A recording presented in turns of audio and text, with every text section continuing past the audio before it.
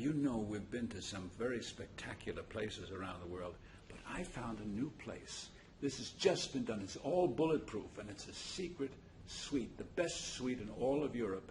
I don't know how much money they spent on it, but we're at the InterContinental Hotel in Geneva, and this is Jurgen Baumhoff, who is the managing director of the hotel, and he knows everything and everybody. This is a suite that is, you don't even call it a royal suite or a presidential suite, it's a residence. Correct. What does that mean? It's a royal suite and a presidential suite combined. Well, it's combined everything, yes, you're absolutely right. I think here it is, it's got a very residential feel, and the idea when the designer sat together with us to come up with a concept, it was to create a residence like a penthouse on top of a hotel, a place where the guests can enjoy all the amenities and services of the hotel, but can also have the total exclusivity and not need to be part of the hotel at all, because the residence has its kitchens, its gym, it's totally secluded here and top security for those who stay above. If you're coming for a convention, this is the convention hotel and the meeting hotel in Correct. Geneva. Yes. And they have floors below. The prices are pretty good, not high, very fair. Absolutely. I have to say that too, except for this floor. But you have very, very new accommodations throughout the hotel. The lobby's been redone. The lobby has been redone. In Restaurants fact, been redone. The hotel this year celebrates 50 years anniversary. It was opened in 31st January 1964, and obviously hotel every few years has to go into renovation. So this was a major renovation for the hotel over a period of 6 years, and it was a bottom to top kind of, normally you say top down renovation. This was a bottom to the top renovation because there was a two-tier lobby. The lobby has been very much opened and made much more a grander lobby than it used to be before. It used to be very cold, but it's still, even though it's big, it's very warm. Yeah, very warm. And that is very much a design from Tony Chi. He wanted to give the feeling that you come into Grand Lobby, but you still feel the coziness of being in Switzerland. The lobby has two fireplaces. When you sit on the sofa, you don't feel you are in an international hotel. You might feel like you are staying in one of the hotels in the mountains. You've got a fireplace here, right in the middle of the window. Well, that's exactly the same reason of the design. I mean, obviously the fireplace is not here to create the necessary warming up the room, because it has all the other systems in place, but it's to create that warm atmosphere. And even in summertime, in the evening, you put the fireplace on, it gives you that kind of very homey residential feeling. And if you look out of the window on a clear day, you see the mountains. It kind of and you can see Mont Blanc out together. the window. You can see Mont Blanc out the window, and the windows are from ceiling to floor. And there's a dining room. How many bedrooms? It has two major bedrooms. The residence has 650 square meter. It's divided into the east wing and the west wing. Each wing has its own big master bedroom. But on the same floor, we have another 9 rooms, so you can actually connect 11 sleeping possibilities over 1,000 square meters. So you basically have the exclusivity of the whole of the 18th floor of the hotel. You have the family and you have the security people. You have the family, you have the security people, you have 2 kitchens, you have 2 dining rooms, you have a private gym, a private treatment room. It's totally privatized, the floor. And that's, I think, the uniqueness. I'm staying for a night in the West Wing, just like the White House. But a lot of people have stayed here. Presidents Ronald Reagan. This hotel has a great history, and I wish the walls could talk. I'm sure if you scratch behind the paint, you have some voices from the past. But over the last 50 years, this hotel has seen more than 400 heads of states, and some of the very famous conferences have taken place here. The UN is, as you know, headquartered in Geneva, so a lot of the UN people and heads of state come to the UN based in Geneva and stay here. Yes, absolutely, and movie stars too. Movie stars, and we had Clinton here. We had President Reagan here, and President Jimmy Carter. Big conferences, major political conferences between Gorbachev and President Reagan. So again, not just our rooms and suites, but also the ballroom has seen some amazing experience. I wish they could talk. But What about Madonna and Michael Jackson? Well, I'm not quite sure. I couldn't find in history that Michael Jackson stayed here. I know that Madonna stayed here. I couldn't track Michael Jackson, but we had many other famous guys. In fact, Sophia Loren, obviously everyone knows her, when she was married to Carlo Ponti, their first child, she was 7 months pregnant. And she stayed here in this hotel over 7 months, a little bit away from the press. Again, this is one of the reasons why so many famous personalities stay in the hotel, because of the confidentiality, part of the exclusiveness, and that makes, I think, this hotel very, very special.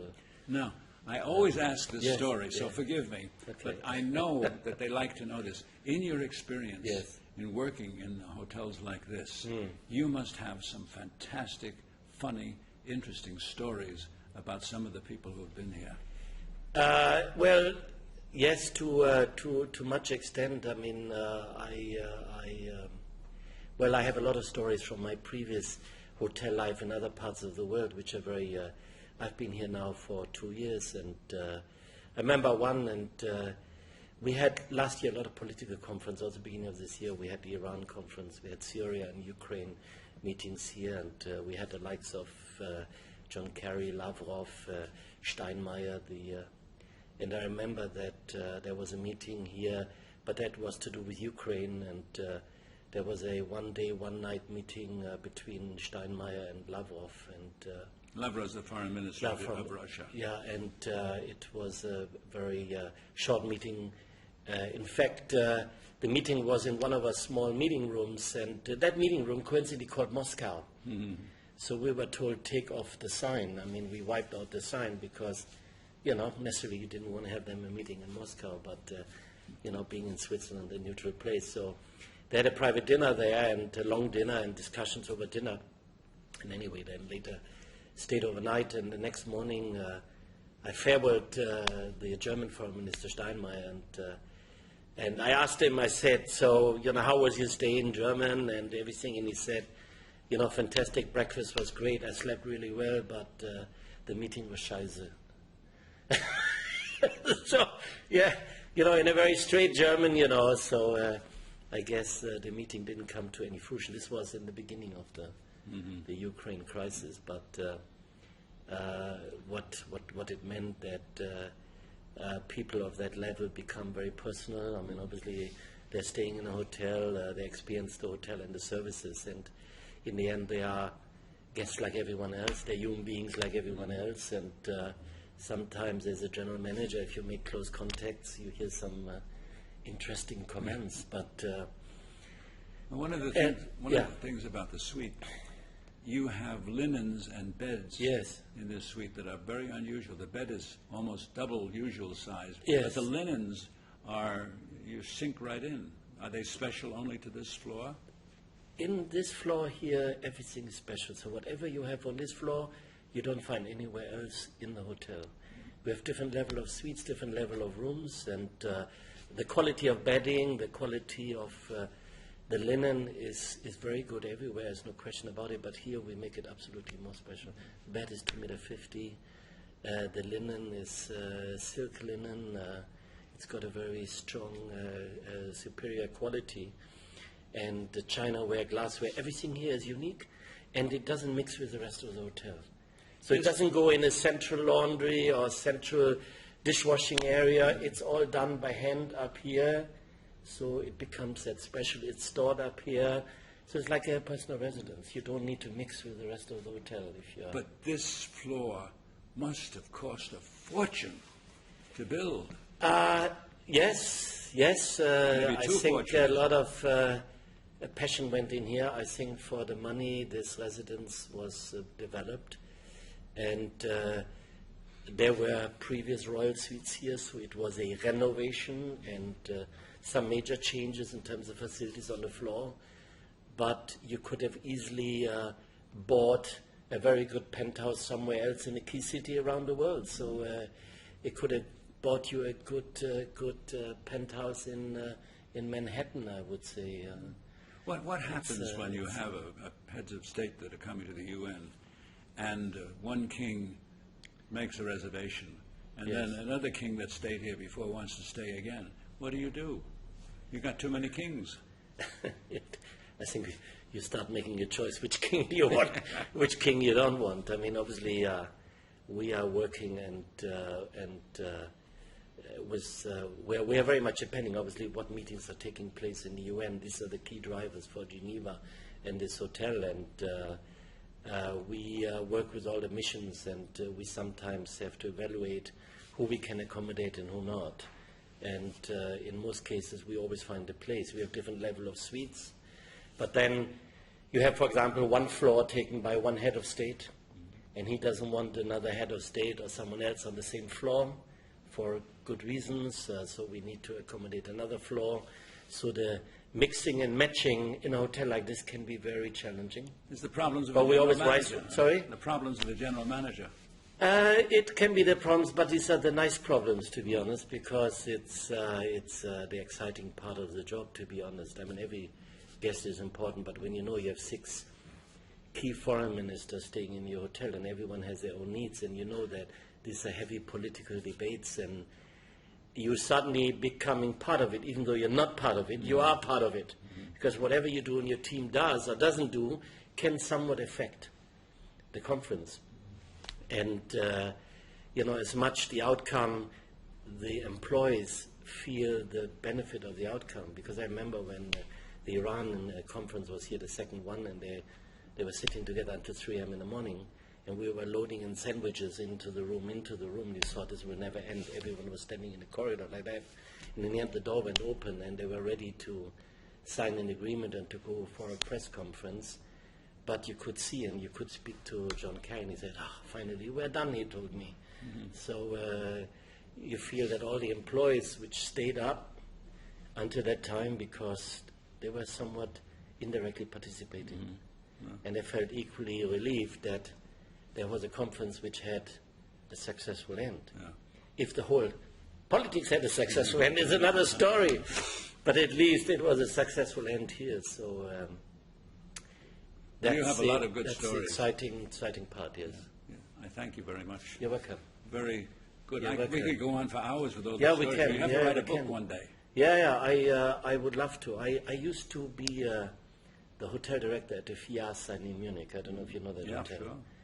And I did also my apprenticeship there many, many years back, and I met all of the many heads of states and many famous personalities. And I remember when we had the German Football World Cup, and we had Dr. Henry Kissinger, and we had Richard Burton, and Liz Taylor, and we had the whole hotel full of. I remember we had 3 guest lifts, and we were warning everyone, make sure the lifts work and everything goes all right and everything, and we got anyway. It's Murphy's Law. We had Dr. Henry Kissinger stuck for half an hour in the lift. Henry Kissinger stuck in an elevator for half an hour, which you can imagine was a major disaster. The other time we had Leonard Bernstein, because the Fiasa is right next to the opera in Munich, the State Opera. And he wanted to privatize the pool and give a party at the pool, and which we did, and it was very exclusive. And I was called at 3 a.m. in the morning to come urgently to a hotel. And I ran up to the pool with my security, and we found Leonard Bernstein all naked, lying next to the pool, half drunk, and well, there are lots of stories like that. Lots of stories like that. Lots of stories like that. We have a lot of fun here. We'll see you soon. But watch this. I'm going to show you one of the secrets of the hotel. I'm going to say goodbye because there's a secret bulletproof door that closes automatically at a push of a button. I'm going to show this to you. This way. This place is unbelievable. They've got all the newest things in the world. Now watch, automatic doors close. They're bulletproof and everything else. So if you're a king staying here, this is what happens. They close one first, and then the other one second. And that's a nice way of saying goodbye. We'll see you in Geneva at the InterContinental Hotel. I'll be staying in the West Wing again. So long.